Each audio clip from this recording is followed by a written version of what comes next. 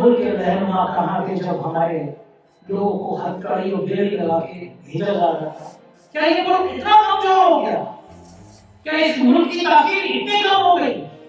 ये वो मुल्क है जहाँ पे गुरु गोविंद सिंह जी ने अपने बच्चे दीवार पर चढ़ाए, जब पन्ना भाई ने अपनी स्वामी भक्ति के लिए अपनी बेटी को कत्ल करा दिया, बच्चे को मरवा दिया। ये वो मुल्क है जब घास की रोटी खाकर योद्धा लड़े थे अपने स्वाभिमान को, अपने वजह को, अपने देश को बचाने के लिए। उस मुल्क के रहनुमा इतने कमजोर हो गए कि अमेरिका हमारे लोगों को हथकड़ी और बेड़ी लगा के भेज रहा है और हमारे मुंह से आवाज नहीं निकल रही। राम सैन पित्रोदा उसने पहली बार बताया कि फोन पे रिजर्वेशन हो सकता है और पूरा हिंदुस्तान हंस रहा था। लेकिन आज हम लोग फोन पे क्या करते हैं तो कोशिश सैन पित्रोदा साहब एक लंबी कहानी है सैन साहब की। मुझे बड़ा अच्छा लगा कि सैन साहब ने पूरी दुनिया में एक ऐसा संगठन खड़ा कर लिया है कि मनोज जी और आप लोग उस संगठन से जुड़े। और सबसे अच्छी बात है कि राजनीति से ज्यादा मोहब्बत का संदेश लेके जुड़े। अब भाई जब हम बता रहे थे कि एक बड़ा प्रोग्राम कर रहे हैं, प्रोग्राम है कि हर मजहब के लोग इसमें शामिल होंगे, तो मकसद सिर्फ ये होगा कि प्यार का संदेश कैसे फैलाया जाए। तो दुनिया में इस समय पूरी दुनिया को जिस चीज की सबसे ज्यादा जरूरत है वो प्यार की है।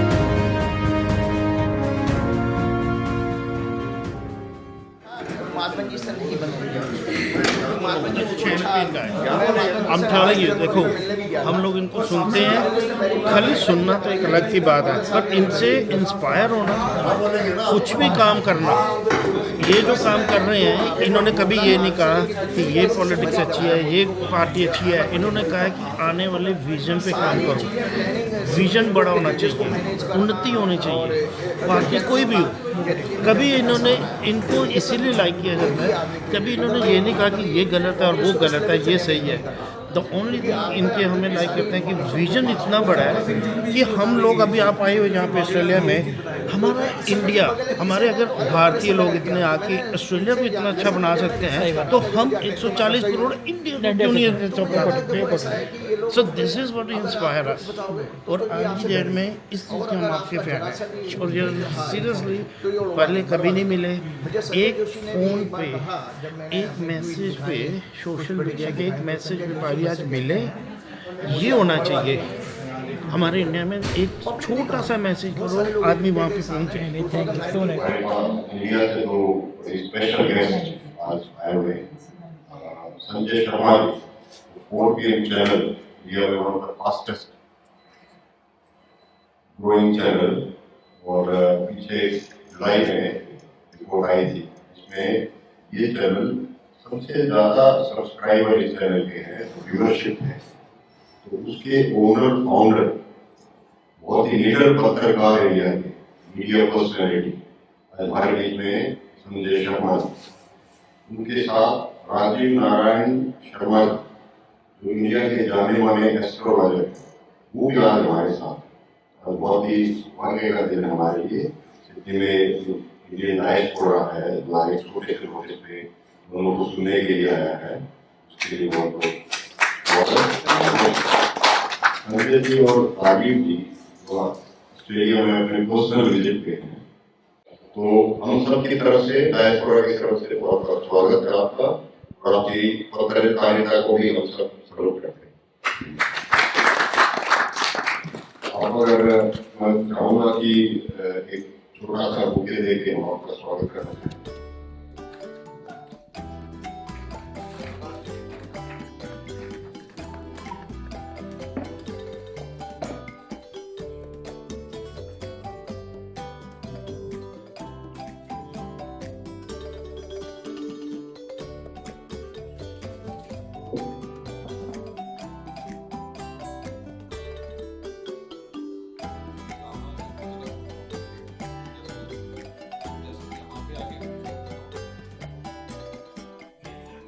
अनएक्सपेक्टेड मेरी ऐसी विजिट, और संजय जी के साथ कोई ऐसा प्लान नहीं था हमारी। मैं पर्सनल, जैसे आप लोगों ने कहा पर्सनल विजिट पर ये क्या प्लेजेंट सरप्राइज है कि मैं और संजय जी दोनों, और किस तरह से आप लोग सारे वीडियो देखते ही होंगे तो धमाका तो करते ही रहते हैं। तो यह धमाका एक साथ ऑस्ट्रेलिया में होगा ये मुझे भी नहीं पता। खैर एनीवे, आप लोग बहुत आए और आप लोग सब लोग आए, बहुत बहुत धन्यवाद। और एडवांस में मैं आप लोगों को स्वतंत्रता दिवस की शुभकामनाएं देता हूँ। वैसे तो आपको पता है कि फ्रीडम का मतलब क्या है। फ्रीडम का जो रियल मायने है वो है केवल फ्रीडम ऑफ एक्सप्रेशन और आपका स्पीच है। हम जब डिफरेंस देखते हैं, देखो वहाँ देखें आप कि अगर आप अपने अब तो जैसे बच्चों ने तो धमाका कर ही दिया हमें जैन जी और जैन अल्फा की बात हो गई। तो जब आप लोगों ने, जैसे जो मेरा विषय है जो मैं बात कर रहा हूँ, तो संजय जी जानते हैं, आप लोग सब प्रोग्राम देख ही रहे थे कि ईश्वर की कृपा से, हनुमान जी की कृपा से, हनुमान जी का भक्त हूँ मैं, तो वही मुझे ज्योतिष में लेकर गया है। ये सारा विद्या उन्हीं का आशीर्वाद है और कुछ नहीं। मैं कभी खुद भी देखता हूँ कि इतना मैं बोल्ड क्यों हूँ, जबकि कोई ऐसा मेरी बेटी नहीं है, कोई कुछ नहीं है। इतने सारे लोगों ने, बड़े बड़े आईपीएस ऑफिसर्स ने मुझे कहा कि ये लोग आपको मरवा सकते हैं, ये बड़े खतरनाक हैं। तो मैंने कहा भाई तो थोड़ी सी गणना तो मैं भी अपने बारे में भी करके बैठा हूँ, मुझे कब यहाँ से जाना है, और जब मुझे जाना है तो इनकी जरूरत ही नहीं, तो घर में बाथरूम में पैर मेरा स्लिप हो जाएगा तो कुछ मुझे हो सकता है, और अगर नहीं जाना है तो ये मुझे तोप लगा देंगे तो तोप ही नहीं चलेगी। तो इस तरह की चीज है। तो ये सब फियरलेस होना है, ये इसको कहा जाता है कि जब आप ट्रुथ पर, आप सत्य में बात जब काम करते हैं तो परमात्मा आपके साथ खड़ा होता है। तो वही मुझे ऐसी पावर महसूस होती है हनुमान जी की। तो हनुमान जी के आशीर्वाद से एक शब्द आप लोगों को सामने कहता हूँ कि मैं भारत ही नहीं, दुनिया का अकेला ज्योतिषी एस्ट्रोलॉजर हूँ जिसने ये कहा था कि भारत में नेपाल, बांग्लादेश, श्रीलंका की तरह जैन जी का आंदोलन होगा। कितने सारे पत्रकार थे दिल्ली में और जो मेरे जानने वाले हैं वो सारे नहीं आ रहे। हम लोग भारतीय लोगों के अंदर कहाँ ऐसा है, तो मोदी ने सब कुछ कंट्रोल कर लिया है, इन्होंने कंट्रोल कर, कोई ताकत नहीं है। तो मैंने कहा भैया मेरी तो कैलकुलेशन है, तो मैं तो अपनी हिस्ट्री की तरह बात करूँगा। आपकी सार्वजनिक जीवन में क्या हो रहा है उसको तो मैं नहीं फोकस करता, लेकिन मैं एक कैलकुलेशन, तो हमने संजय जी के साथ 14 सितंबर का प्रोग्राम है, आप देखिए मैं अक्सर बार मैंने इवन आप लोगों को मैं देखा होगा कि मैं जो भी अपनी तैयारी करता हूँ प्रोग्राम की, उसकी कैलकुलेशन और उसके जो कंटेंट को मैं आप लोगों के साथ शेयर करता हूँ। तो एक ऑन रिकॉर्ड है, एक मुंह से बोलना और उस कंटेंट को शेयर करना, तो आपका डबल श्योर हो गया आप उस चीज, वो आपका कॉन्फिडेंस अपनी विद्या पर भी होना चाहिए और अपने आप पर भी होना चाहिए, तभी आपको निकलना है। तो वो बार मैंने कम से कम 10 से ज्यादा आपको दिखाया है। 14 सितंबर का मैंने कहा पेपर लीक वर्ड भी यूज किया। तो देखो आज आपके सामने आज मैंने ऑस्ट्रेलिया में आकर एक रील देख रहा था इसकी ध्रुव राठी की। तो ध्रुव राठी ने कहा कि ये मिराकल हो गया। मैं ध्रुव राठी की वर्ड बता रहा हूँ, उस रील को भी 3.5 लाख लोगों ने उसके ध्रुव राठी देना शेयर किया कि ये मिराकल हुआ है जो भारत में कभी सोचा नहीं जा सकता था कि इस तरह का स्टूडेंट मूवमेंट होगा। कि आप सोचें 10 साल के बच्चे अपने स्कूल में ताला लगा करके वहां पर राजस्थान में उस तरह की उसने वीडियो उसमें शेयर किया जो क्लिपिंग्स हैं। तो ये सब क्यों हुआ? तो इसका अर्थ ये है कि ऊपर वाले ने ये डिसाइड कर दिया है कि भारत को दोबारा से फ्रीडम मिलने जा रही है। ये क्योंकि हम लोग आप जानते हैं कि हम लोग एक कॉमन अपनी लाइफ में देखते हैं कि 30 साल के बाद आपकी रिस्ट्रिक्टिंग कैपेसिटी और या जब व्हेन यू आर मैरिड तो आपकी वो रिस्ट्रिक्टिंग कैपेसिटी कम खत्म हो जाती है क्योंकि आप अपनी लाइफ में कुछ और भी रिस्पांसिबिलिटी। तो कौन आपकी इस चीज को रिस्क ले सकता है? यूथ ले सकता है। तो इस देश का यूथ इस समय क्या करेगा भाई? ये हम लोग जो पॉलिटिशियंस हैं, जर्नलिस्ट हैं, पॉलिटिकल एनालिस्ट हैं, वो तो सब चीजें जो डे टू डे लाइफ में उसको लेकर के एंटिसिपेट करते हैं। लेकिन एस्ट्रोलॉजी में आने का एडवांटेज मेरे पास ये रहा कि मैं फोरकास्ट कर सकता हूँ, उसकी प्रेडिक्शन कर सकता हूँ। तो वो आप लोगों को सामने है, तो आप लोग जो आए हैं मैं आपको ये आशीर्वाद के रूप में बता सकता हूँ, आने वाला समय भी बता सकता हूँ कि भैया ये तो मोदी तो है। इतने कम समय में लास्ट कोई बात हुई और ठंड 8 बजे रात के खिड़की में तो यहाँ पर 20 सोने का प्रचलन है कि इतने शॉर्ट नोटिस में आप लोग आए। मेरे लिए बड़ा अचंभित करने वाली बात थी कि सरहदें प्यार के लिए कोई मायने नहीं रखती, कोई मौसम, कोई तापमान, कोई दूरी मायने नहीं रखती। और हिंदुस्तान में तो मैंने ये प्यार देखा था और महसूस किया था कि सच बोलने का जज्बा, जान जोखिम में डालने का जज्बा लोगों के दिलों में प्यार पैदा करता है। लेकिन यकीन मानिए, इतने सालों का संघर्ष और आज रात को आप लोगों का साथ मेरे इस हौसले को दुगनी ताकत दे गया कि सरहदों के बाद भी आपका इतना प्यार हो गया। मैंने बस केवल अपने एक दिन शो में कह दिया था कि मैं सिडनी में आया हुआ हूँ। मेरे ऑफिस पे मेल आने लगे, यूट्यूब के नीचे में जो नंबर है उस नंबर पर मैसेज आने लगे कि संजय जी को ये नंबर दे दीजिएगा, बात कर रहे हैं, हमारे भाई हैं, अमीर भाई हैं। सब लोगों ने मुझसे ऐसे ही संपर्क किया, ऑफिस से नंबर लिया और कहा कि मिलना चाहते हैं।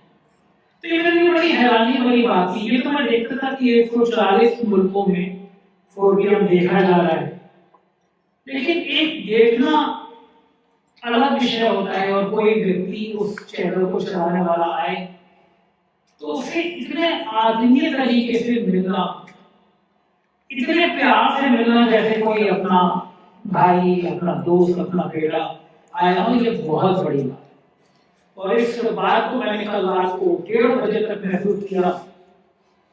मैंने आपको परेशान किया रात में और मेरी आदत की हम लोग को थोड़ा लेट रखने वाले हैं, कल लेट हो ही गए। तो सर ने बहुत अजीज डिनर पे बुलाया था। मुझे पता नहीं था कि इतने हुनर लोग अब्बास भाई जैसे यहाँ बैठे रहते हैं कि एक अच्छे शायर, एक अच्छे कवि। फिर मुझे आप लोगों के बारे में पता चला, मनोज भाई के बारे में पता चला और मुझे लगा कि इस शख्स को मैं दुनिया में बहुत ज्यादा प्यार करता हूँ। प्यार करता हूँ कि कुछ लोग जिंदगी में ऐसे हैं जिनकी प्रेरणा देखे मुझे लगता है कि हर व्यक्ति से कुछ सीखा जा सकता है, लेकिन कुछ लोग ऐसे होते हैं जिनसे रोज कुछ सीखा जाता है। और जब मैं अपना स्टूडेंट लाइफ में था तो जो मेरा आइडियल इंसान था, मुझे अच्छा बड़ा चल रहा है कि ऑस्ट्रेलिया में आया हूँ तो मैं फोकसेंट को ज्यादा इलाज करूँगा। हिंदुस्तान में जब हम बात करते हैं संचार क्रांति की, एक दौर में जब रिजर्वेशन के लिए लंबी लंबी लाइनें लगती थी, हिंदुस्तान में शायद ये कमी है कि हम अपने उन जिंदा महापुरुषों को भूल जाते हैं कि जिन्होंने देश की तस्वीर बदली है। एक नाम सैम पित्रोदा है। रिजर्वेशन की लंबी लंबी लाइनें लगा करके थी। राजीव गांधी जी थे, उन्होंने सैम पित्रोदा साहब से बड़ा बोध करके बुलाया, हिंदुस्तान में अपना सलाहकार बनाया। और मैं जब रिपोर्टिंग लिए गया अमेठी में तो उनके संग के कुछ लोग उन्हें किस्सा बताया कि एक रूम में क्या लगती थी, लोग 8 बजे तक 1 घंटा पहले आकर जाते थे रिजर्वेशन लगाने। एक व्यक्ति आया, उसने कहा कि एक इतना बड़ा सा हथेली भरकर तुम्हें इंस्ट्रूमेंट मिलेगा और उससे तुम रिजर्वेशन करा लोगे। तो लोग हैरान हुए, हंसे, उन्होंने क्या बेवकूफ बना रहे हैं, लाइन लगते हैं, फॉर्म भरते हैं। लेकिन उसका नाम सैम पित्रोदा था। उसने पहली बार बताया कि फोन पे रिजर्वेशन हो सकता है और पूरा हिंदुस्तान हंस रहा था। लेकिन आज हम लोग फोन पे लेकर करते हैं तो वो शख्स सैम पित्रोदा साहब है। एक लंबी कहानी है सैम साहब की। मुझे बड़ा अच्छा लगा कि सैम साहब ने पूरी दुनिया में एक ऐसा संगठन खड़ा कर लिया है कि मनोज जी और आप सब लोग उस संगठन से जुड़े। और सबसे अच्छी बात है कि राजनीति से ज्यादा मोहब्बत का संदेश लेके जुड़े। अब्बास भाई जब हम बता रहे थे कि एक बड़ा प्रोग्राम कर रहे हैं, प्रोग्राम है कि हर मजहब के लोग उसमें शामिल होंगे और मकसद सिर्फ ये होगा कि प्यार का संदेश कैसे फैलाएं। तो दुनिया में इस समय पूरी दुनिया को जिस चीज की सबसे ज्यादा जरूरत है वो प्यार की है। ये तो बहुत देख लिया दुनिया ने, अब बुद्ध की जरूरत है, अब प्यार की जरूरत है। सरहदें हमने बनाई, ईश्वर ने नहीं बनाई। जाति और धर्म हमने बनाए, ईश्वर ने नहीं बनाए। और इन जाति धर्मों को तोड़कर अगर कोई शख्स प्यार की बात कर रहा है, एकता की बात कर रहा है, तो उसका स्वागत किया जाना चाहिए। जब राहुल गांधी ने भारत जोड़ो यात्रा शुरू करी, मोहब्बत के दुकान नाम दिया तो लोगों ने मजाक। मैं कोई कांग्रेस का बहुत बड़ा प्रशंसक नहीं हूँ। 2014 से पहले मेरी फेसबुक देखेंगे आप, तो मैं लगातार कांग्रेस के खिलाफ लिखता था। 2014 सरकार बदली, लिखना वही कलम था क्योंकि मैंने पत्रकारिता में सीखा था, सरकार जो बताती है वो विज्ञापन होता है और सरकार जो छिपाती है वही खबर होती है। पत्रकार का काम ये होता है कि वो सरकार से सवाल पूछे, ये ना कहे कि सरकार आप तो बहुत अच्छी है। सरकार कुछ सपने दिखाती है जनता को कि हम अच्छा काम करेंगे, इसीलिए वो सरकार में आती है, उसकी ड्यूटी है, कोई एहसान नहीं। लेकिन जो सरकार नहीं कर पा रही वो सवाल पूछना पत्रकार का काम होता है। उत्तर प्रदेश में हम 2017 का सवाल पेशावर से पूछे थे और 2017 के बाद हमने योगी आदित्यनाथ से कुछ पूछी, लेकिन आप सब लोग मुझसे सवाल पूछ रहे थे, मुझे लगा एक फोरम है उस पर मुझे अपनी बात कहनी चाहिए और उन भक्तों से मैं जरूर कह दूंगा जो मुझे ट्रोल करेंगे कि मैं मुल्क के बाहर जाके ही बात कह रहा हूँ। तो मुल्क की सीमाएं उन भक्तों के दिमाग में होती है कि अब इंटरनेट का जमाना है, जो बात में अपने लखनऊ ऑफिस में, मुंबई ऑफिस में बैठ के रखा हूँ, चाहे वो ऑस्ट्रेलिया में कहूँ, लंदन में कहूँ, अमेरिका में कहूँ, तो एक ही बात होती है और वो सीमाएं नहीं है। मुल्क हमें अपनी जान से ज्यादा प्यारा है, लेकिन मुल्क एक व्यक्ति नहीं होगा, सरकार नहीं होती। मुल्क हम और आप से और 140 करोड़ से बनता है।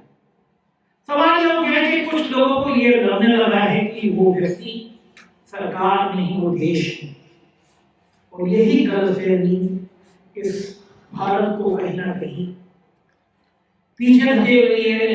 मैं कल एक गया इंडिया में एक जगह थी, उसमें इंडिया का सामान आया था, ब्लॉग बना रहा था, मैं जस्ट इंडिया चैनल बनाया, फिर मैं ब्लॉगिंग कर रहा हूँ। तो वहाँ पे 2-3-4 नौजवान आए थे, उन्होंने कहा कि आप जर्नलिस्ट हैं? मैंने कहा हाँ। क्या नाम है चैनल का? पहला सवाल ये था कि क्या आपने हिंदुस्तान का स्टूडेंट मूवमेंट कवर किया? मैं चौंका, बेटा हाँ बिल्कुल, और क्या मेरी टीम में क्षितिज और शाहीन इन दोनों के रिपोर्ट ने हम कवर किया। तो उसने कहा कि बहुत सही किया, हम सब लोग यहाँ बहुत दुखी थे, हिंदुस्तान में रहने वाले लोग हैं, हमें पढ़ने आए हैं, लेकिन पूरी दुनिया के नौजवानों के संपर्क में हैं और अगर किसी तरह पेपर लीक हो रहा है, नकल की जा रही है, नौकरी होने की बीमारी है, तो गुस्सा है।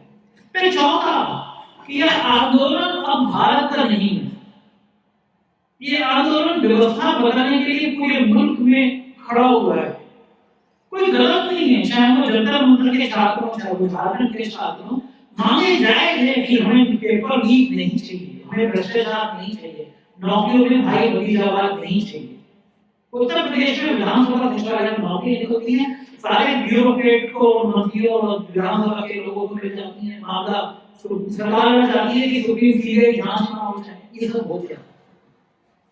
2017 में मुझे लगता है कि मेरा थोड़ा सा पर्चे में पास होगा, आपको बता दूं, मैं हर बार अब फोरम में कहता हूँ, आपको समझ में आए कि हिंदुस्तान में कोई पत्रकारिता करते कैसे है, क्या क्या परेशानियां आती हैं। 2017 में हुकूमत बदली, 6 महीने बाद मुझे मुख्यमंत्री जी के सबसे करीबी अफसर ने बुलाया, मुझे पता था कि वो लाइव में फाइल लेके गए। मुझसे उन्होंने कहा कि मुख्यमंत्री तुमसे बहुत नाराज है। मैंने उनसे पूछा कि मैंने ऐसा क्या कह दिया मुख्यमंत्री उससे नाराज हैं? तो उन्होंने कहा कि अकेले आप हैं जो सरकार के खिलाफ छाप रहे।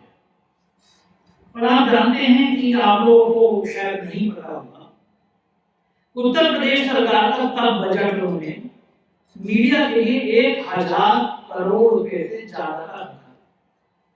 यानी मुझ जैसे मीडिया संस्थान, मुझ जैसे मैं इसलिए कह रहा हूं कि सारे मीडिया संस्थानों को ऑर्गेनाइज करने के लिए 1000 करोड़ का बजट था। और ये कोई नेता अपने घर की जमीन बेच के, अपने रिश्तेदारों की जमीन बेच के नहीं करता। हिंदुस्तान के खून पसीने से कमाए हुए टैक्स के पैसे का सरकारी धोखन का सीधा जाता नमूना था। उसे ऑफर दिया जाए कि हर महीने 1 से 1.5 करोड़ रुपए, साल में 10-15 करोड़ रुपए देंगे। आप सर पहला पेज जो है मेरा 4 के नाम से अखबार निकलता है कि सरकार के खिलाफ मत छापिए, क्योंकि यही कभी राहुल गांधी ट्वीट कर देते हैं, कभी अरविंद केजरीवाल ट्वीट कर देते हैं, माहौल खराब हो। तो मैंने उनको जो फाइल है कि मैंने दिखाया, मैंने कहा देखिए आपसे पहले मैं उस सरकार के आदेश दिए का भी एडिट छापता था और खिलाफ नहीं था, सरकार से सवाल था कि आप ये गलत है, वो बताना पत्रकारिता का काम है। तो मैंने कहा मैं आपके 10-15 करोड़ रुपए लेके अपने अखबार को बाजार नहीं बनाऊंगा। लोग कहते हैं कि पहले अखबार छप के बिकते थे, अब अखबार बिक के छपते हैं, कम से कम मैं को उस श्रेणी में शामिल नहीं हूँ। मैं मना करके आया, अगले दिन एक दरोगा मेरे ऑफिस में आया और मेरे खिलाफ एक आर्थिक अपराध अनुसंधान, इसको उत्तर प्रदेश में ईओडब्ल्यू कहते हैं, की जांच शुरू की। 6 इंस्पेक्टरों की टीम बनाई गई। ये भारत के लोकतंत्र का क्रूरतम और विपक्ष चेहरा था, जिसका नमूना मैंने देखा हुआ। 6 इंस्पेक्टर 18 जोड़ों में जांच करते रहे। 1 महीने बाद 2 गाड़ी भर के लोग आए और मेरे ऑफिस में हमला हो, मेरा पूरा ऑफिस तोड़ दिया। मैंने फेसबुक पे अपनी बात लिखी और मैं आज उन लोगों को जिन्होंने हमला किया, तो सरकार को जिसने मेरे खिलाफ जांच करने की शुक्रिया अदा करता हूँ, क्योंकि उसके लिए जब मुझ पर हमला हुआ तो मुझे लगा अखबार मेरा लखनऊ में जाता है, आवाज दुनिया में जानी चाहिए, तो मैंने यूट्यूब बनाया। आज जो मैं फोरम पे यहाँ खड़ों के बात कर रहा हूँ, मैं उसके लिए माननीय प्रधानमंत्री मोदी जी का, माननीय मुख्यमंत्री जी योगी जी का, उनके छात्रकार का धन्यवाद देता हूँ। अगर वो मुझ पर इतना हमला ना करते तो आज मैं ऑस्ट्रेलिया में आप लोगों के बीच खड़ा ना होता, अपनी बात ना करता। उसके कुछ दिनों बाद हमारे यहाँ आपने पढ़ा होगा कि एनकाउंटर होता है, गोली मार दी जाती है, तो एसटीएफ जो है स्पेशल टास्क फोर्स, उनके जो सबसे बड़े अफसर हैं, हम लोगों ने एसटीएफ के खिलाफ एक खबर छापी। हमारी पत्नी नाम का सामने बैठी हैं। 3 दिन बाद मेरे को मेरी पत्नी पे क्रिमिनल डिफॉर्मेशन का मुकदमा कर दिया। मैंने यूट्यूब से कहा कि जो माफिया लड़के हैं वो भी घर की पत्नियों को छोड़ दिया, इनका नीचे बात नहीं करते, मुझसे लड़ना तो मुझसे लड़ते, लेकिन पत्नी ने आप लोगों को कर दिया और पर्सन का हमसे समझौता कर लो वरना नतीजे बुरे होंगे। हमने पत्नी जरा चलो कुछ दिन जेल में भी रहना होगा तो धीरे धीरे लड़ेंगे। हम दोनों हाई कोर्ट गए, जमानत कराई गए। उसके बाद कुछ ही दिन बाद एक एमपी का इंटरव्यू किया, बुरा लगा, वहाँ पत्रकारों को सरकारी मकान मिलते हैं, इंटरव्यू वायरल हुआ, 100 पुलिस वाला के 24 घंटे में मकान खाली करा दिया। ये क्रम बढ़ता चला गया। उत्तर प्रदेश में चुनाव हो रहे थे, अचानक फिर चैनल बंद कर दिया गया। मैं वहाँ डिबेट करता था, जो मोदी मीडिया के चैनल है आज तक थी, इनके डिबेट के नीचे आके क्या होता था कि 5000 लोग देख रहे हैं, 10000 लोग देख रहे हैं, और एक मिनट में डिबेट बंद करी तो 6 लाख लोग देख रहे थे। मैं सोचा मेरा चैनल गायब था, मैं समझ गया सरकार ने हैक कर लिया। मैंने यूट्यूब पर लिखा, जवाब नहीं आया। मैंने 4PM ड्यूटी के नाम से नया चैनल बनाया। मेरे वकील बहुत अच्छे मोहम्मद हैदर हैं, उन्होंने ओपन किया यूट्यूब को, और यूट्यूब ने 3 दिन बाद क्षमा मांग के चैनल खोल दिया, तो दूसरा चैनल बन चुका था। आज 4PM ड्यूटी के भी 20 लाख सब्सक्राइबर हैं, उसके लिए भी धन्यवाद सरकार को और हैकर्स को, सरकार को, जिन्होंने मेरा चैनल हैक किया। गुजरात का चुनाव आया, हमने गुजरात की बदहाली का मुद्दा उठाया, इनकम टैक्स का नोटिस आ गया। 10 सालों का हिसाब किताब दीजिए। हमने अपने वकील हैदर साहब को पकड़ाया कि आप संभालो, लड़ो इनकम टैक्स से। हम चले गुजरात, हमने कोर्ट गुजरात लॉन्च कर दिया। आज उसके भी 5 लाख। ये जितना उत्पीड़न करते रहे, मेरा कारवां आगे बढ़ता रहा। आप सबके प्यार से आज 4PM के 18 चैनल खड़े हो गए हैं। बॉलीवुड पे मैं अलग काम कर रहा हूँ, राज्य के चैनल अलग बन गए। वो सब इसलिए बने कि इनकी जरूरत से ज्यादा कृपा पुष्पे रही। जितनी एजेंसी होती हैं, ईओडब्ल्यू, इनकम टैक्स, सरकार ने ईडी को लिखा, वो सब होते रहे। पुलवामा अटैक हुआ, हमने पूछा कि आतंकी आ कहाँ से हुए, देश के गृह मंत्री कहाँ। सुबह इसमें यूट्यूब से मेल आया कि भारत सरकार ने कहा है कि आप एंटी नेशनल हैं, आपका चैनल बंद किया जाना है, चैनल बंद। मैंने कहा कि मैं मरते मर जाऊंगा, कभी मैं भारत के खिलाफ बोल नहीं सकता। भारत मेरे खून में बहता है, किसी के खून में सिंदूर बहता ना होना बहता हो, लेकिन मेरे पूरे देश के प्रति प्यार बहता है। कोई जवाब नहीं है। हम दिल्ली गए, कपड़े से बचे घरे लगाया, कहा कि हिमाचल बहुत अच्छा होता है, मेरी फीस इतनी है कि मैं तुम्हारा इंटरव्यू करूंगा। कपिल जी ने इंटरव्यू किया, सुप्रीम कोर्ट गए, सुप्रीम कोर्ट ने इमीडिएट नोटिस जारी कर दिए। इस वजह सरकार ने चुपचाप चैनल खोल दिया। छठे गिरफ्तारी तो आपने कहा कि हमने अपना आदेश वापस लिया। मैं समझ में नहीं आया कि इन 6 दिनों में मैं एंटी नेशनल था, एक तरह का आतंकवादी का जो भारत के खिलाफ बोल रहा था, 6 दिन में वो आतंकी कैसे खत्म हो गया। मैंने आप कुछ भी करते लेकिन आपको ये नहीं कहना चाहिए था एंटी नेशनल। 15 पाकिस्तान के चैनल बंद किए गए थे, ऑपरेशन सिंदूर में भारत का अकेला बंद किया गया। पूरे देश में ये हो रहा था, पूरी दुनिया में ये हो रहा था कि मैं कितना बड़ा आतंकी हूँ जो पाकिस्तान के 15 चैनलों के संग बंद हो गया। आप सोचिए उस 6 दिनों में मेरी और मेरे परिवार की हालत। माथे पे लेवल चढ़ता हुआ है कि पाकिस्तान के युद्ध में मैं भारत के खिलाफ काम कर रहा था और मैं कह रहा था कि मैं सच्चा देशभक्ति जो सवाल कर रहा है इस मुल्क के 40 करोड़ के लोगों को सवाल करना चाहिए आतंकी घुसे तो कैसे सरकार कहानी सहमति का सवाल का कुछ नहीं चाहिए। चैनल खुला दोपहर के 1 बजे चैनल खोला, रात के 1 बजे में कोई पहुंचा, अगले दिन दोपहर के 1 बजे मैंने फोटो वीडियो लिस्ट लॉन्च करके संदेश दिया, आप मुझे हिंदुस्तान में रोकोगे मैं दुनिया में फैल जाऊंगा। और नमूना मेरा फिर दे दिया कि मैं 2 ही दिन में ऑस्ट्रेलिया तक फैल गया। पानी पत्रकार जो होता है वो पानी होता है, उसके बहाव को रोका नहीं जा सकता। तो जितना करोगे मैं सच के साथ को दूसरा बढ़ता जाऊंगा। इस तरह का सफर बढ़ते बढ़ते यहाँ तक पहुंचा जब अमेरिका और ईरान का जंग हुई, फिर चैनल बंद कर दिया गया। हमने सवाल पूछा कि इस मुल्क के रहनुमा कहाँ थे जब हमारे लोगों को हथकड़ी और बेड़ी लगा के भेजा जा रहा था। क्या ये मुल्क इतना कमजोर हो गया? क्या इस मुल्क की ताकत इतनी कम हो गई? ये वो मुल्क है जहाँ पे गुरु गोविंद सिंह जी ने अपने बच्चे दीवार में चढ़ा, जब पन्ना भाई ने अपनी स्वामी भक्ति के लिए अपने बेटे को कत्ल करा दिया, बच्चे को मरवा दिया। ये वो मुल्क है जब घास की रोटी खाकर योद्धा लड़े थे अपने स्वाभिमान को, अपने मजहब को, अपने देश को बचाने के लिए। उस मुल्क के रहनुमा इतने कमजोर हो गए कि अमेरिका हमारे लोगों को हथकड़ी और बेड़ी लगा के भेज रहा है और हमारे मुंह से आवाज नहीं निकल रही। कहाँ चला गया वो छप्पा निष्ठा का? कहाँ चला गया वो मुल्क का रहनुमा तो अमेरिका के प्रधानमंत्री को तो लाइन नहीं लिख सकता कि तुम्हारी हिम्मत कैसे पड़ी कि 140 करोड़ के मुल्क का तुमने अपमान किया, हमारे लोगों को हथकड़ी बेड़ी लगाई थी। कौन सा गलत सवाल था? लेकिन फिर चैनल बंद कर दिया गया कि आप भारत के खिलाफ हो। फिर हम हाई कोर्ट गए, फिर चैनल खुला। बॉलीवुड का मुझे शौक है, थिएटर करता हूँ, करता था स्टूडेंट लाइफ में। बॉलीवुड में आया, मुंबई में ऑफिस बोला, एक मूवी बनाई, बहुत सुंदर लव स्टोरी बनाई। साहिरा नाम है पिक्चर, ऐसे एचआई भाई है। आप लोगों से रिक्वेस्ट करूंगा जब मूवी रिलीज हो तो उसकी वजह शो करिएगा, मैं भी आऊंगा। सेंसर बोर्ड में एक बहुत खूबसूरत लव स्टोरी सेंसर बोर्ड ने पिक्चर बोली। उस बोर्ड ने कि हम इस पर प्रूव किया था। ये हमारा मुझे पता था कि मेरा नाम सोफिया इतना प्यारा है कि आप उसको प्रूव नहीं कराएंगे, रणवीर कपूर ने भेज दिया।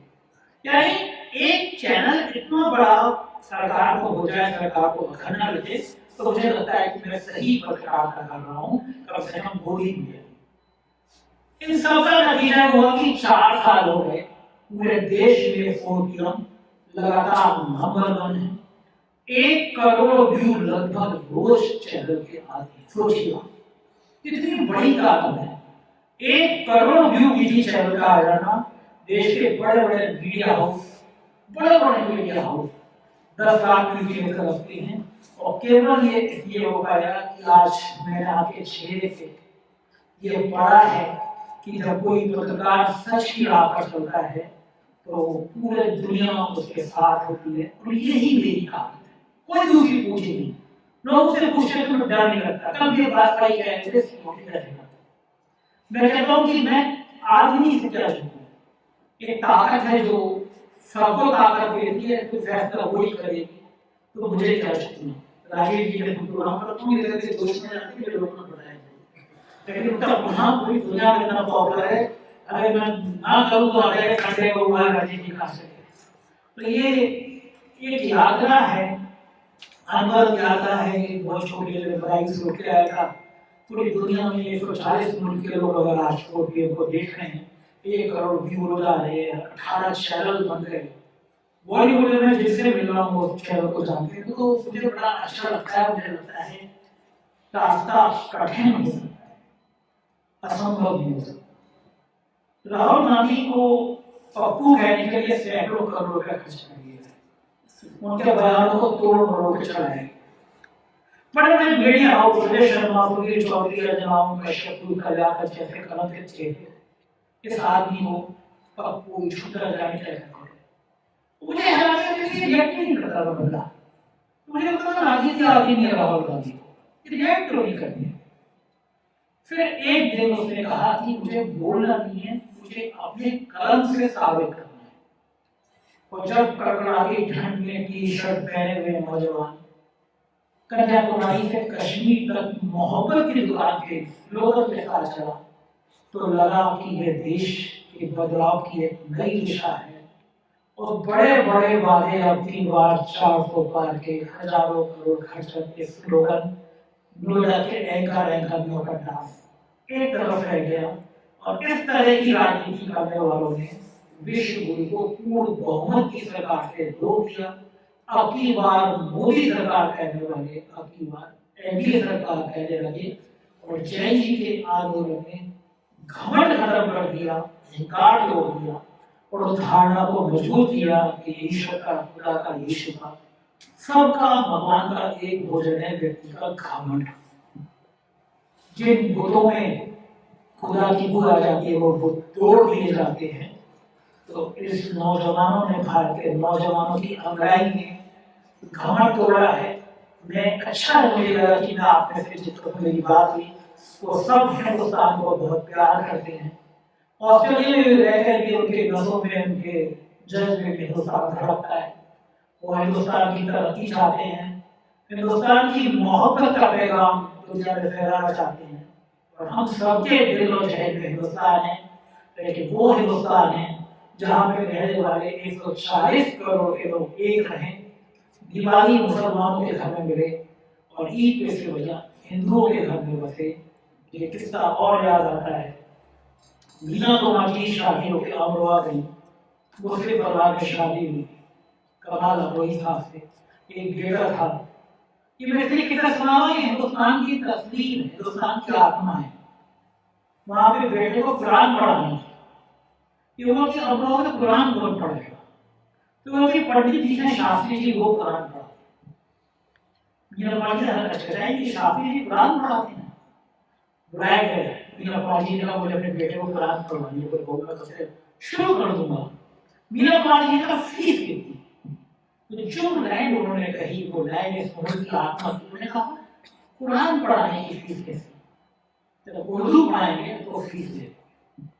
मैं बदायूं से आता हूँ, शरीर बदायूं ही जैसा शायर लिखता है, मम तड़पत हरी दशम को आज राधिका नाची थी, पांचों भक्त का नमाजी मोहम्मद की गीतों को काटा है। ये हिंदुस्तान की तहजीब थी। और मेरा दावा है, मेरा वादा है कि कोई भी घमंडी इंसान, कोई भी नफरत की दीवार हिंदुस्तान की इस गंगा जमुनी तहजीब को खत्म नहीं कर सकता। हिंदुस्तान दिलों में धड़कता है। हर दुनिया का हर सूरज, जितनी रोशनी हिंदू को देखा है उतनी मुसलमान को देखा है। समुद्र का पानी सबके लिए बराबर है, हम सबका खून जैसा है। मुझे अच्छा है कि आप लोग यहाँ पे कम से कम इस मंच के जरिए जितने लोग जुड़े हैं वो सब मोहब्बत का पैगाम फैला रहे हैं। और मैं एक बार दिल से आपको बहुत आभारी हूँ। आपने आज ये इतने कम समय में यहाँ आके मेरे विश्वास को और पुख्ता कर दिया कि मैं तमाम परेशानियों के बावजूद, तमाम एजेंसियों के निशाने के बावजूद, हर पल ये डर के बावजूद कि मुझे मार दिया जाएगा, मेरे का जांच कर दी जाएगी, मैं जिस रास्ते पे था ऑस्ट्रेलिया का आप लोगों ने आ जाके ये साबित कर दिया वो रास्ता सही था। और मुझे इसी रास्ते पे आगे भी चलना है। आप प्यार में रखिएगा, मैं काम करता हूँ। जय हिंद, शुक्रिया।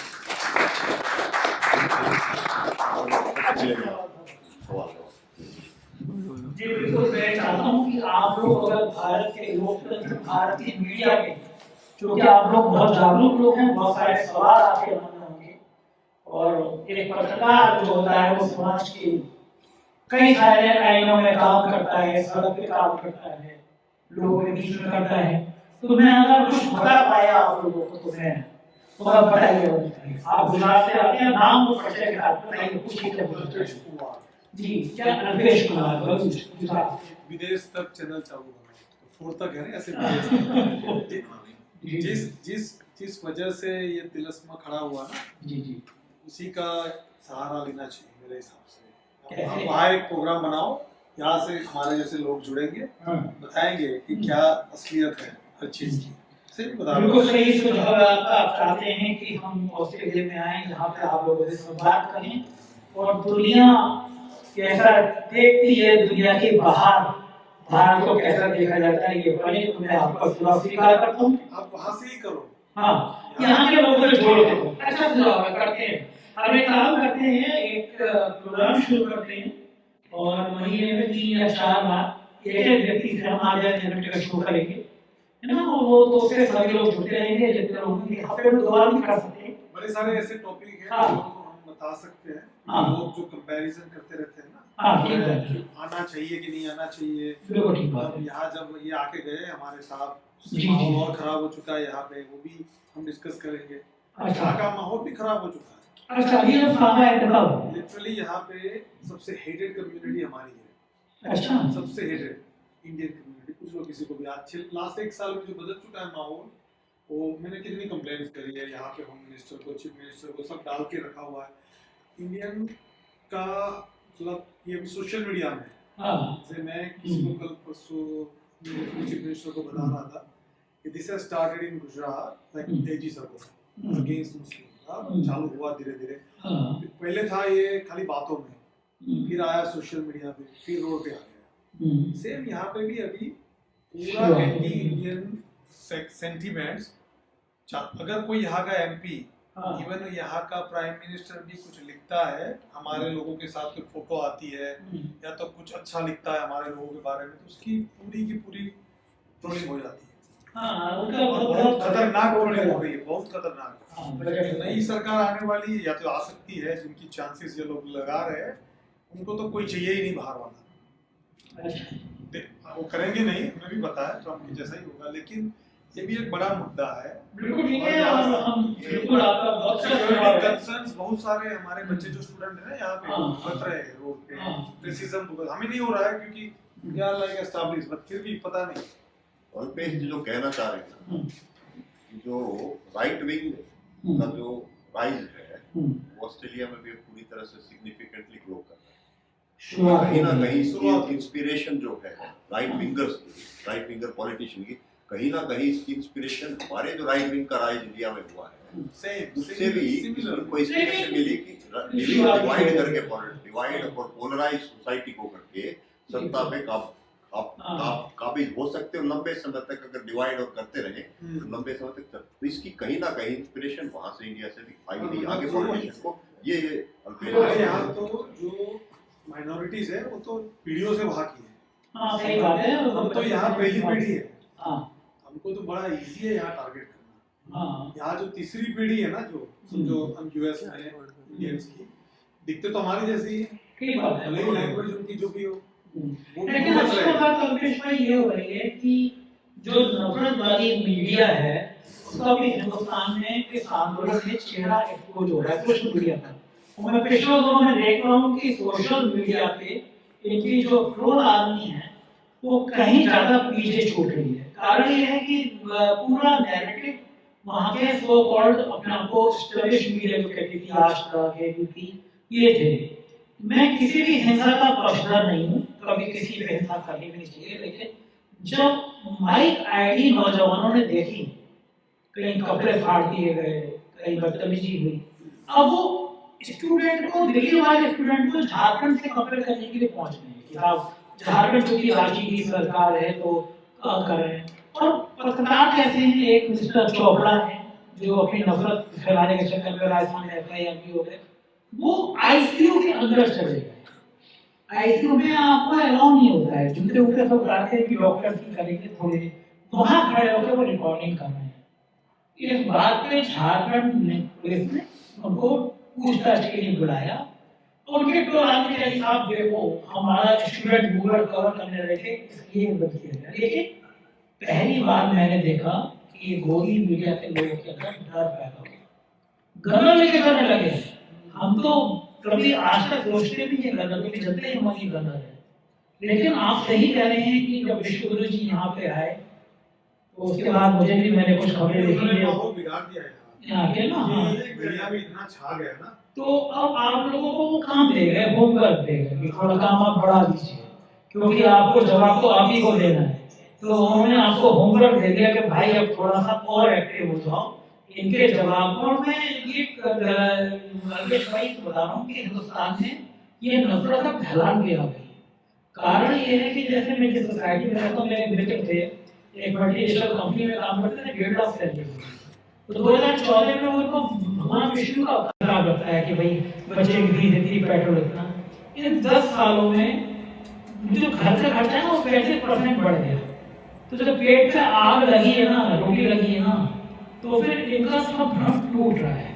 तो वो ऑस्ट्रेलिया में आके या कहीं जाके वो अपना रिपेयर करेंगे। लेकिन ये समय एक परीक्षा का है, मेरा भी आपका भी और सभी का, जो बचाना चाहते हैं केवल एक कुल को नहीं सभ्यता को बचाना चाहते हैं, जो प्यार को बचाना चाहते हैं। तो आपको होमवर्क देकर मैं इसमें ये साझेदारी कर रहा हूँ। मैं आज मनोज जी ने बिल्कुल सही खिला दिया, आपने अल्पेश भाई सही खिला दिया। मैं इसी हफ्ते से मतलब मैं जाऊँगा और अगले हफ्ते से मैं यहाँ पे आप लोगों के साथ प्रोग्राम शुरू करूँगा कि ऑस्ट्रेलिया की समस्या क्या है। और क्योंकि मैं देख रहा हूँ कि मेरी लीडरशिप में बहुत सारा, और गूगल बताता है कि किस मुल्क में वहाँ देखा जा रहा है, तो ऑस्ट्रेलिया में हजारों लोग देखते हैं।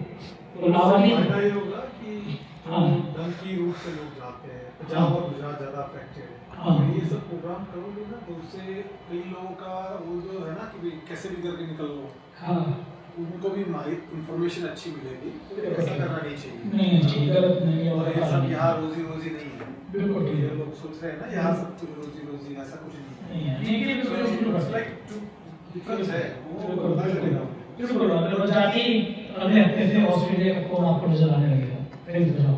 और एक बड़ी प्रॉब्लम है जो मतलब अभी करंटली सारे स्टूडेंट्स भी फेस करते हैं, मतलब जो यहाँ पे लोग रहते हैं हमारे, जो जितना भी काउंसलेट का काम है, जैसे मैं तो हमारा डिस्कशन होता है मनोज जी का और हमारा, हम तो कम से कम 15-20 बारी इसी इशू को लेके वहाँ पे विजिट करके आए हैं कि अगर किसी को पासपोर्ट इमरजेंसी ज़रूरत है वो नहीं मिलता, जोर लगाते हैं लोग नहीं। स्टूडेंट्स को अगर किसी की डेथ हो जाती है, अगर वहाँ पे जाके पासपोर्ट कैंसिल भी करवाना है, मतलब कोई भी, मैं जितना भी VFS काउंसलेट के जो जितनी भी सर्विसेज है ना जी, वो इतनी मतलब बुरी तरीके से मतलब वो उनकी सर्विसेज को हमें ट्रीटमेंट मिलता है कि आपको बता ही नहीं सकते। आप ये अपने चैनल में लगाइए, ये इम्पॉर्टेंट है। आज का ये करंट इशू है, ना तो वो स्टूडेंट्स को हेल्प करते हैं, ना किसी भी मतलब जो भी लोग यहाँ पे रह रहे हैं उनकी कोई हेल्प नहीं होती। ठीक है जी, ऑफिस बंद, अच्छा ऑफिस बंद हो गया। देखिए ऑफिस बंद होने के बाद में उन्होंने ऑफिस दोबारा रीओपन किया है। पहले वो अपॉइंटमेंट की बिल्कुल नॉमिनल फीस थी, उन्होंने फीस को यहाँ से उठा के यहाँ पे लेके सिर्फ अपॉइंटमेंट की। ठीक है जी, और अपॉइंटमेंट बुक करनी है आपको, कल को इमरजेंसी किसी को जरूरत है, मेरे ख्याल में उनको अपॉइंटमेंट मिलेगी 2 वीक बाद में। ठीक है जी, अगर जान पहचान है, सेम चीज कॉपी की हुई है इंडिया वाली, अगर जान पहचान है दे विल हेल्प यू। और मैं उसका लाइव एग्जांपल हूँ, मैं स्टूडेंट्स का नेतृत्व करता हूँ, युवाओं का नेतृत्व करता हूँ जी। बट मेरे को रोज की 10 कॉलें आती हैं regarding this VFS and consulate office, not only Sydney, अभी और जैसे मेलबर्न का भी इशू आने लगा है, ब्रिस्बेन का भी इशू आने लगा है, और ये बड़ी प्रॉब्लम है, बहुत बड़ी प्रॉब्लम है। गुरजिंदर सिंह गैवी, मैं Indian overseas youth Congress Australia as a president, Manoj ji के नेतृत्व में काम कर रहे हैं। तो हम लोग इस मुद्दे को मैं और स्टडी कर लेता हूँ और अगले 10-12 दिन के अंदर शो करते हैं। इतनी बड़ी फाइल है, भेज दूंगा आपको सर। बिल्कुल ठीक, हम लोग 10-12 दिन के अंदर शो प्लान करते हैं, इस मुद्दे को उठाते हैं और इस मुद्दे को भारत सरकार की तरफ से भी जितनी जोर से कर सकते हो और ऑस्ट्रेलिया में खाते अगले 10 दिन के अंदर से प्रोग्राम ये वाकई एक जेन्युइन इशू है जिसको अगर आप अपने तो बात है कि सिडनी में बहुत सारे बच्चे पढ़ने आते हैं और बच्चे अगर आ रहे हैं और ऐसी समस्या आ रही है तो ऑफकोर्स इम्पोर्टेंट। अभी रिसेंटली किसी की डेथ हुई, उनकी मिलते मतलब उनको बारी बारी उनको रिक्वेस्ट करनी पड़ती है। जैसे देखो 1 मिनट का काम है, लाइक 1 वीक निकाल देते हैं। आप ऐसी जितने भी इशू होंगे हम लोग मिलकर साझा प्रयास करेंगे और अगले 10-12 दिन के अंदर ये शो करेंगे। तो इसलिए जो भी हम लोग लगातार इस मसला को अपने प्लेटफॉर्म पे उठाएंगे तो कहीं ना कहीं रास्ता पर निकलेगा। बिल्कुल करते हैं,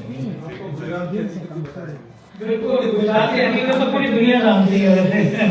लोगों को बड़ा रोजी रोजी है ना, बात करेंगे इसके लिए। हम लोग के यूपी में बड़ा गुजरात कहावत कही जाती है, मतलब गुजरात के लोग उसको बैठ जाते हैं।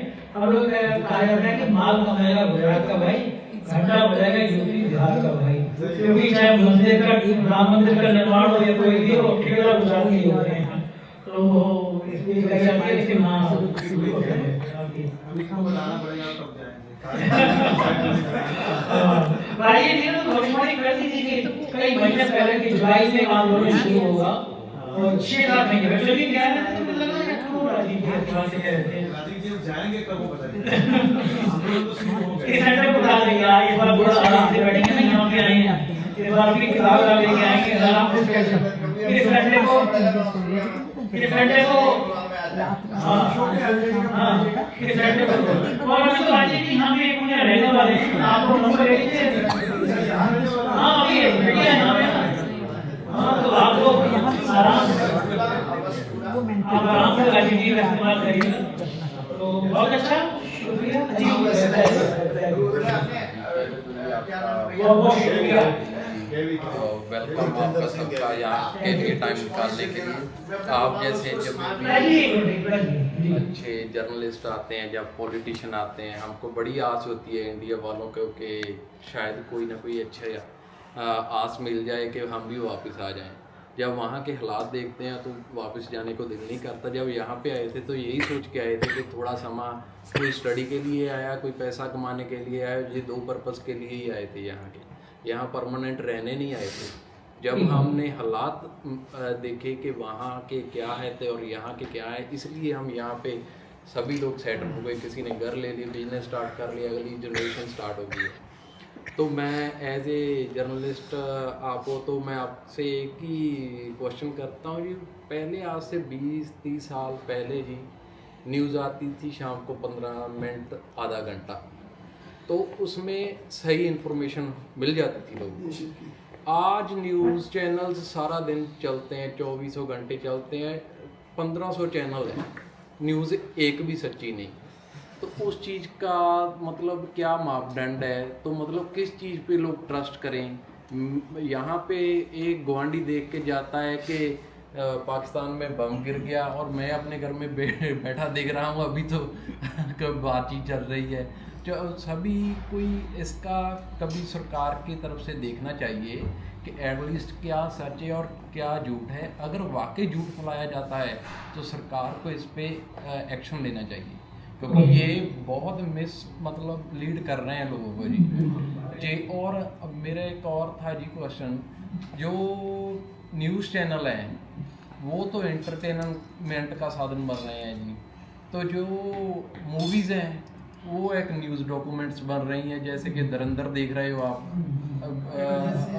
रेलवे मैन देख रहे हो, कितनी आप मूवी को आप ये आपने ताजमहल मूवी देखी होगी। 100 ऑफ मूवीज़ ऐसी हैं जो एक जैसे कोई मैसेज कन्वे करने वाली बना दी हैं आपकी सरकार ने। हाँ जी जो कितनी मूवीज़ है। हाँ जी, तो क्या आने वाले समय में क्या लोग किस चीज़ पे ट्रस्ट करें? हम तो इस चीज़ में बहुत कंफ्यूज है, क्योंकि यहाँ पे एटलीस्ट अगर 7 न्यूज़ लगाते हैं, 9 न्यूज़ लगाते हैं, एटलीस्ट न्यूज़ तो सेम होती है। क्वेश्चन है कि आंसर है? क्वेश्चन है कि आंसर है? मैं बोलता हूँ कि देखिए एक लाइन आपने बहुत अच्छी कही कि जो ये बात फैला रहे हैं, झूठ फैला रहे हैं, सरकार को उस पर एक्शन लेना चाहिए, बहुत अच्छी बात है। लेकिन अगर मैं ये कहूँ कि झूठी सरकार फैला रही है तो एक्शन किस पे लेगी? तो जो आपके जो चैनल हैं वो देश के उद्योगपतियों के हैं, तो उद्योगपति अंबानी अडानी जी के चैनलों पे अगर आप पूछे सरकार को सवाल पूछेगा तो पूछेगा ही नहीं। दूसरा बात आपने पूछी कि फिर सच कहाँ है और क्यों कर रहे हैं, तो एक बड़े शेर है कि जब तुमने उसे चला है, तुमने उसे चुना है, तो उसके कत्ल का हुनर देखकर तो अब क्यों दुखी हो लाशों का शहर देखकर। तो जब तुमने एक आदमी के हुनर को, तुमने उसके मास्टरी को देख के चुना है, तो वो तो अपना हुनर दिखाएगा। लेकिन अब मुझे लगता है कि जिंदगी में सबसे ज्यादा नाजुक जो दौर होता है वो बुढ़ापा होता है। जो आदमी 75 साल से ऊपर पहुंच जाता है तो उसको लोगों की ज्यादा जरूरत पड़ती है, कमजोर होता है शरीर। और हमारे माननीय प्रधानमंत्री जी ने निजी रिश्ते नहीं बनाए। एक मुख्यमंत्री की, पूर्व मुख्यमंत्री की बेटी की शादी हो रही है, हमारे गांव देहात में अभी भी किसी दुश्मन की भी बेटी की शादी होती है, तब हम लोग का विश्वास देते हैं, दुआ करते हैं कि वो शादी अच्छी हो जाए। ये सरकार इतनी अच्छी है कि पूर्व मंत्री की बेटी की शादी हुई थी, उसी दिन इनकम टैक्स का छापा पड़ जाता है, शादी वाले दिन छापा पड़ता है। तो उन्होंने निजी रिश्ते इतने अच्छे बनाए हैं। राजीव जी ने पूछ रहा था कि हमारे प्रधानमंत्री जब रिटायर होंगे या हटाए जाएंगे तो मोर को दाना खिलाने के अलावा काम बचेगा, क्योंकि भारतीय राजनीति में अमित शाह के अलावा कोई भी आधी से ज्यादा भारतीय जनता पार्टी के सीनियर नेता, उसमें कई मिनिस्टर भी शामिल हैं, उससे फोन करते हैं, बात करते हैं, लेकिन उनको पहले कहते थे संजय जी पता नहीं हमारे आपकी बात होती है, और उसमें से आधी बीजेपी कहती है कि हम आपके बड़े शुक्रगुजार हैं, हम जो बात नहीं कह पा रहे वो बात आप कह रहे हैं, क्योंकि भारतीय जनता पार्टी अटल बिहारी वाजपेयी की सरकार किस जमाने में कांग्रेस में देखा है कि जब कांग्रेस की सरकार थी और जब अंतर्राष्ट्रीय स्तर पर सम्मेलन हो रहा था, तो सम्मेलन में अपनी बात कहने के लिए कांग्रेस की सरकार ने अटल बिहारी वाजपेयी को भेजा था कि आप बात कहते हैं। जिन श्यामा प्रसाद मुखर्जी के नाम पर ये लोग करते हैं, कांग्रेस की सरकार ने उस श्यामा प्रसाद मुखर्जी को मिनिस्टर करने दिया। ये होती थी राजनीति, होती थी संवेदना नहीं। राजनीति में मतभेद होते हैं, मनभेद नहीं होते, और क्रूरता की हद हो गई है। अपराधियों की तरह मुख्यमंत्री गिरफ्तार करता है, गिरफ्तार किया जाता है, कई महीने जेल में रहता है और कोई सबूत नहीं होता। और भारतीय जनता पार्टी की वॉशिंग मशीन ऐसी है, इसको प्रधानमंत्री कहते हैं कि 70,000 करोड़ का घोटाला है, 48 घंटे बाद वो डिप्टी सीएम बन जाता है, जिसके लिए सबसे बड़ा स्कैम वो करती है, सबसे बड़ा घोटाला है, वो असम का मुख्यमंत्री बन जाता है। लेकिन अच्छी बात कांग्रेस को खुश होना चाहिए कि कांग्रेस के तो सारे नेता लोग हैं, जो बीजेपी के नेता लोग ज्यादा गरीब खाने के लिए रहते रहते हैं, कांग्रेस के लोग जाते हैं, मतलब यानी कांग्रेस में वो हुनरमंद नेता पैदा किए थे जो हुकूमत चलाना जानते थे, वो आप यहाँ से एक्सपोर्ट करके जा रहे हैं। आप लोगों के अंदर वो हुनर पैदा करने की चीज थी, अब वो वक्त दे रहे हैं ना, अल्पेश भाई को वक्त दे रहे ना, नफरत फैला रहे हैं, तो तुम काम करो ना, तो वो खुद काम दे रहे हैं। हम लोग काम करने में पीछे हो गए थे, हमारा काम जय जी ने संभाल दिया, जय अल्फा ने संभाल दिया। जो लोग कहा करते थे कि अगर प्रधानमंत्री के खिलाफ एक लाइन बोली तो ईडी, इनकम टैक्स, ईओडब्ल्यू हमला सब हो जाएगा, प्रधानमंत्री जी को नौजवानों ने दिल खोल के गालियां दी। मैं गालियों का समर्थन नहीं करता, लेकिन प्रधानमंत्री बड़े अच्छे हैं, वो कहते मैंने माफ कर दिया, माफी मांगनी चाहिए थी बच्चों तुम्हें, मैं तुमसे माफी मांगता हूँ कि तुम्हारे पेपर लीक में रोक नहीं पाया, मैं तुमसे माफी मांगता हूँ कि मैं तुम्हें नौकरी नहीं दे पाया। वो कहते हैं हमने तो माफ कर दिया। 800 किसान मर गए, 800 किसान मर गए, चुनाव आएगा समझ लें कि फैसलों में चली जाएगी, किसान भी वापस लेना चाहेगी, तपस्या में कोई कमी रहेगी। जो इंसान केदारनाथ के मंदिर में 2 दर्जन कैमरे लेके जाए, राम मंदिर के चंद्र चोरों को बख्शे, उससे आप क्या ही उम्मीद करेंगे। जो चंद्र चोर है वो फिर स्थापित हो रहे हैं, जो भगवान राम के मंदिर की छत पहली बारिश में टपक जाए, उससे आप क्या उम्मीद करेंगे। लेकिन उम्मीदें जिंदा है, एक जैसे राजीव जी कहते हैं, फिर एक उम्मीद खड़ी होती है नौजवानों ने। अब तो ये हैरानी की बात है कि इनको छोड़ दीजिए, उत्तर प्रदेश का छोटा सा स्कूल, वहाँ पे हाई स्कूल फर्स्ट ईयर के मतलब 15-16 बच्चे सड़क पे डाल दिया कि ये टॉयलेट, ये पंखे, ये सफाई, पहले इसको ठीक करो।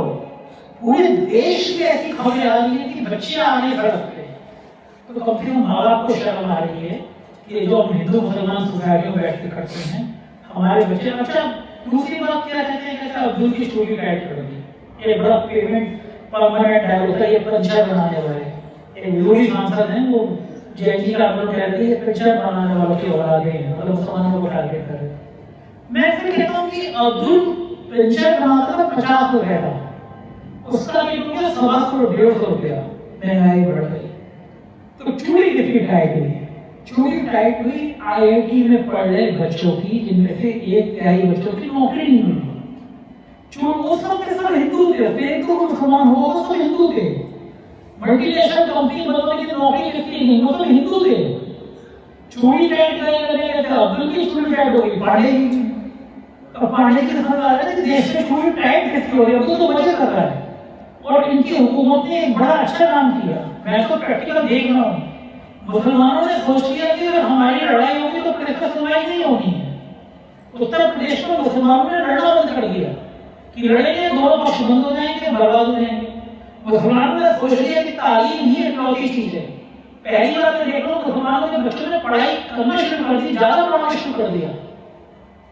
आपके बच्चे कावड़ यात्रा लेके निकलो, बहुत अच्छी बात है। शिक्षा नीति में जो चेंज करना है वो प्रोग्राम को जो कहता है वो भी पीना, बहुत अच्छी बात है। उत्तर प्रदेश में सरकार आई, मैंने अपने शो में भी कहा, मुझे उम्मीद थी कि भाई गाय को बहुत पूछते हैं तो जितने बड़े मॉल हैं उसमें तो गाय का दूध मिल रहा होगा। तो योगी जी इतने अच्छे गाय के प्रशंसक हैं कि उत्तर प्रदेश में जितने मॉल हैं उन सब मॉलों का आप दूध ढूंढ लीजिए, कहीं पे भी गाय का दूध गौमूत्र नहीं मिल रहा, लेकिन सब जगह शराब मिल रही है। कोविड में सबसे पहले जो दुकान खुली वो शराब की। ये चेहरे चाल चरित्र चेहरा, ये बीजेपी की पार्टी हुआ करती थी, नारा चेहरा को कलंकित हो दिया। तो ये तो बहुत सारी है। मीडिया का आपने पूछा किसको देखें, तो फैसला आपको करना है। अगर आपको लगता है कि सरकार की तारीफें करने वाला मीडिया होता है तो आप उनको देखिए, और लगता है कि ये सरकार से सवाल करता है, डरता नहीं है, तो उन चेहरों को देखिए। है भी चेहरे तो सरकार के सवाल पूछते हैं, जो आम बेरोजगारों की, किसानों की, मतलब गरीब परिवारों की, नौजवानों की बात करते हैं, तो उनको देखिए। और आप उनको देख रहे हैं, इसका नतीजा है कि मैं खड़ा हूँ। उनके चैनल जिनकी अपराध कर रहे हैं, टीवी देखना उन्होंने बंद कर दिया। 120 लोगों को निकाला है राष्ट्रीय चैनल ने, क्योंकि रेवेन्यू नहीं आ रहा। लोग विज्ञापन को देते हैं कि देखा जाएगा, और विज्ञापन नहीं है। अब सब डिजिटल पे आ रहा है। डिजिटल पे देखते हो नहीं है नहीं, मैं 1 करोड़ पे खड़ा हूँ तो 10 लाख पे नहीं खड़े हैं। तो समझ में आ गया कि अब मुल्क और पूरी दुनिया की तरह जा रही है। तो फिर मत देखिए, आप देखिए सोशल मीडिया पे काम नहीं करना हम लोगों को, साथ दीजिए लोगों का, मजबूत बनाएंगे लोगों को, प्यार करना चाहिए। Thank you sir.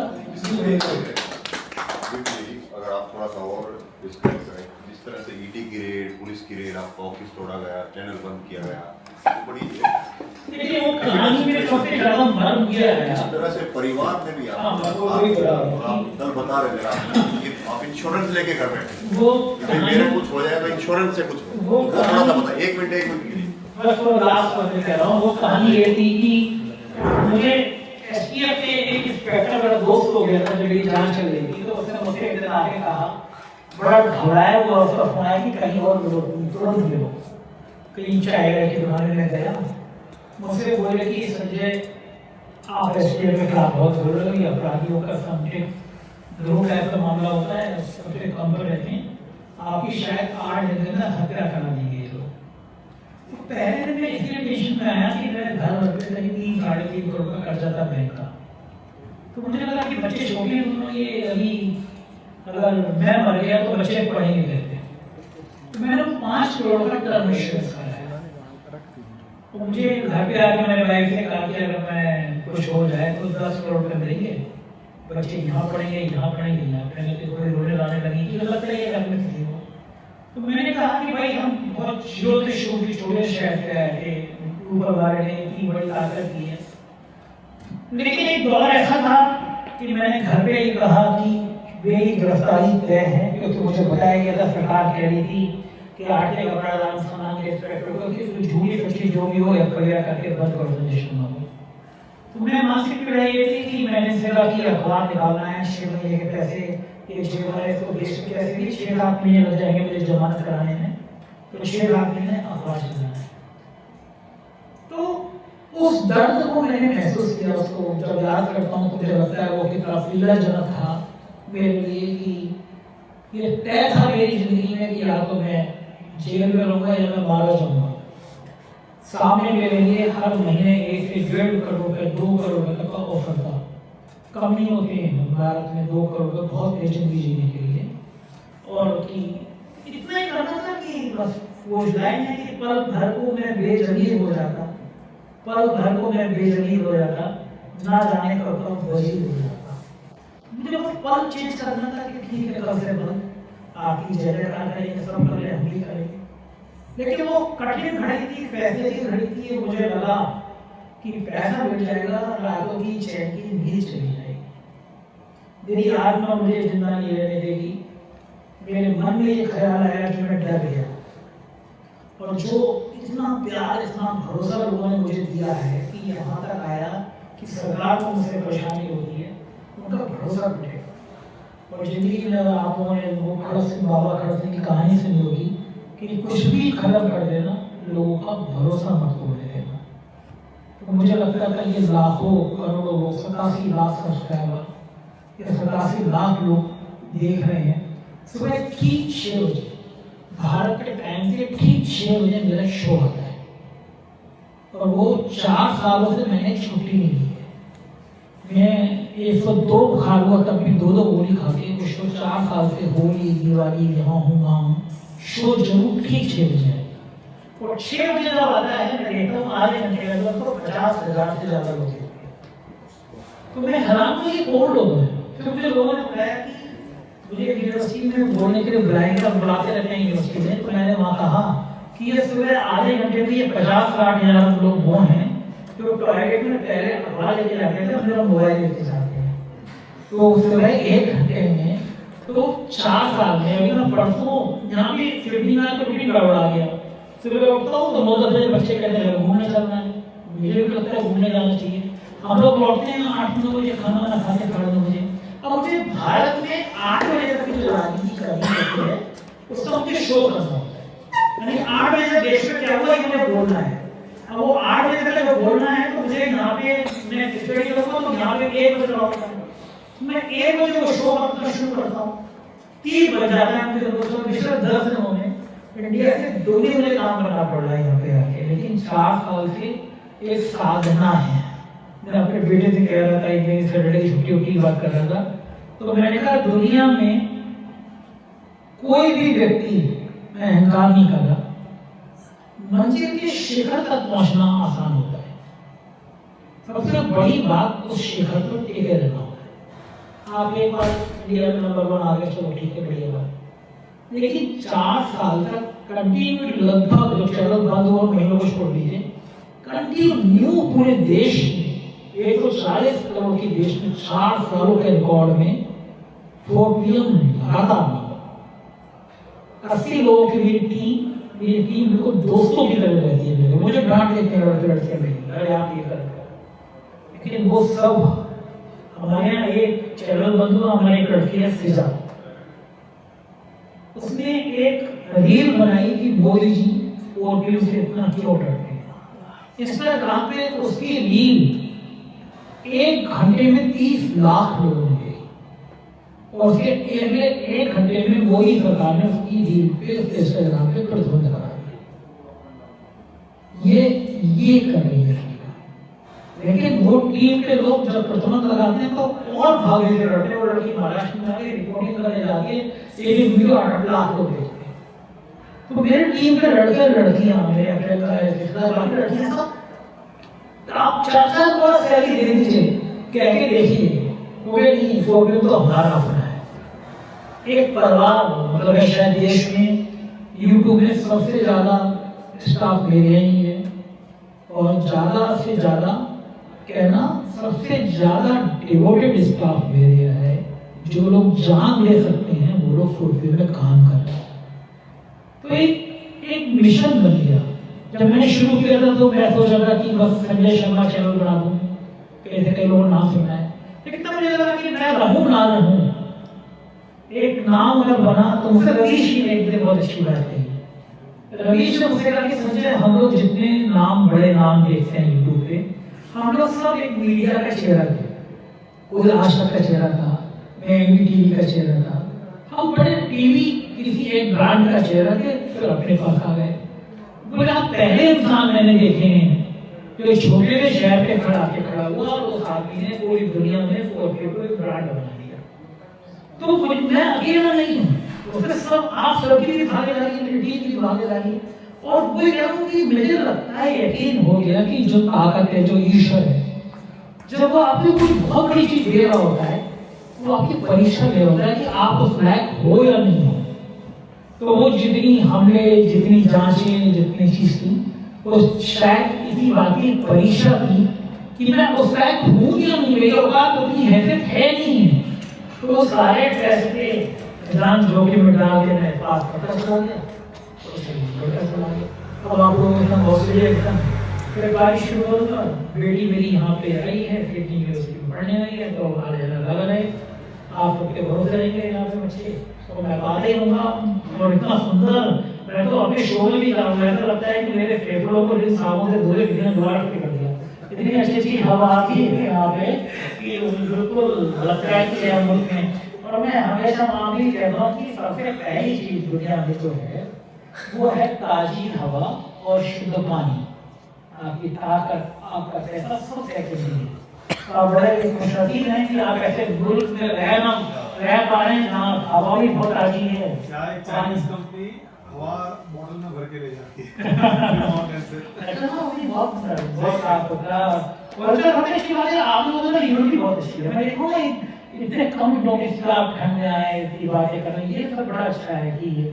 और बाकी मेहमान नवाजी भी बहुत बढ़िया है। मैंने तो कल आपको अब्बा भाई के अच्छा खाना खाया, तो मुझे लगा कि मेहमान नवाजी हो गया होता है। तो हम लोग मिलते रहेंगे, शो करते रहेंगे। ऑस्ट्रेलिया का सारी खबरें आपको बहुत प्रमुखता से दिखाई दे जाएगी। बहुत शुक्रिया, थैंक यू।